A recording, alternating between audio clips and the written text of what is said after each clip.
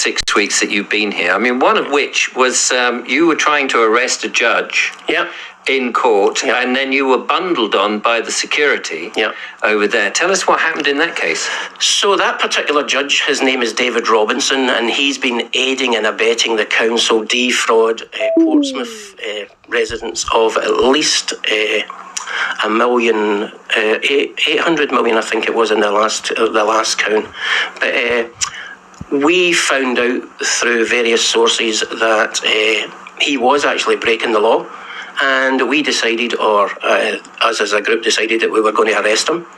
I did attempt to arrest him on the day that I was called for council tax, but I was quite badly beaten by the security officers there, and unfortunately I get charged for the privilege. I don't understand that. You're the one that gets beaten up, and then you get charged for being beaten up. Is this a service they now provide in court? Well, the interesting thing is that we have found out that security guards who work for the magistrates' courts and the county courts and the courts around Hampshire are not bona fide security officers.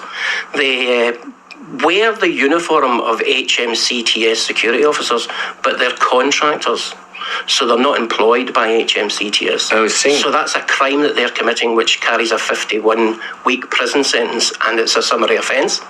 I know that you told me before that they often hide their identity on their little lanyard identity cards, and they have them back to front. And I've seen videos with you saying, show me your identity, because they're supposed to do that. Is that right? The Private Security Act of 2001, Section 9, Paragraph 4 states that you have to, as an SIA registered security guard, you must have your licence on display unless you're undercover shop security.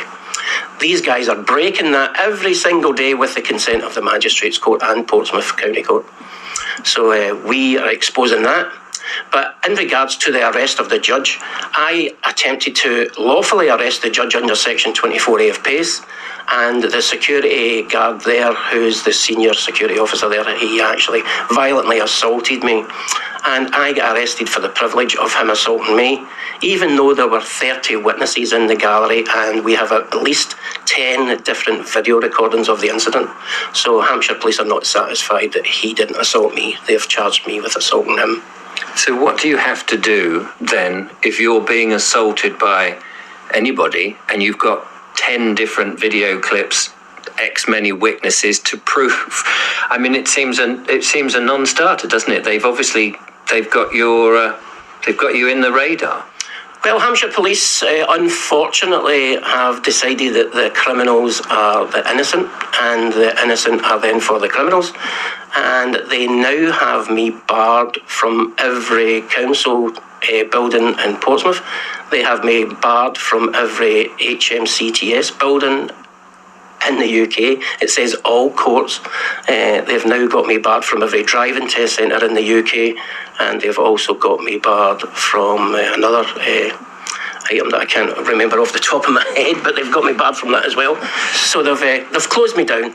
And you sent me some graphics which show that. Is that what you sent me? The graphics, the letters. I've sent letters to all MPs in Hampshire. I've sent letters to the House of Commons. Somewhere here, bear with me. Here we go. So that's a letter to Stephen Morgan MP.